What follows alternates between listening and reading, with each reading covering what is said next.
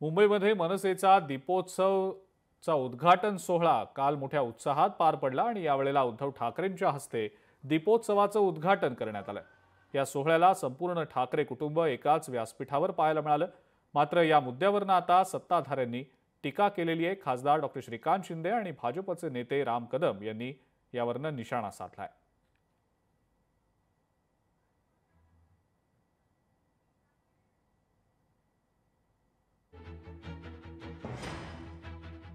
किती जरी दिवे लावण्याचा प्रयत्न केला तरी निवडणुकीमध्ये जनता जनार्दन जी आहे हे कोणाला कल देतील हे जे आहे येणाऱ्या काळामध्ये आपल्याला कळेल। पण मी तुम्हाला सांगतो की जे लोक पक्ष संपला ज्या पक्षाला हिनवत होते आज त्याच्याचकडे युती करा म्हणून साखळं घालतायत। आता ते काँग्रेसला सोडून आता एक नवीन भिडू शोधतायत मराठीच्या नावावरती।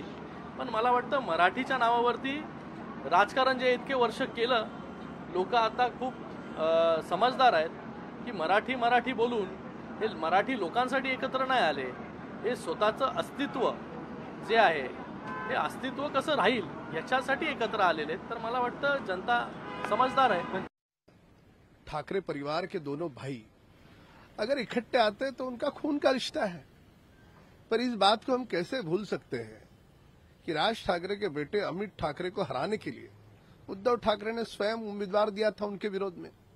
ये कैसे भूला जा सकता है कि जब स्वर्गीय बाला साहब ठाकरे जी थे तो राज ठाकरे को इतना मजबूर किया उद्धव ठाकरे जी ने कि उन्हें वो दल छोड़ना पड़ा।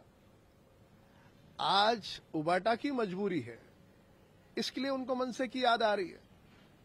पर रहा सवाल जमीनी जो हालात है, वो दोनों दल के पास कोई जनाधार नहीं बचा, न मनसे के पास बचा है न उबाटा के पास बचा है। इसलिए कार्यक्रम में आए चुनाव भी साथ में लड़े पर उससे फर्क। लोकशाही मराठी ऐका, पहा, जागरूक रहा।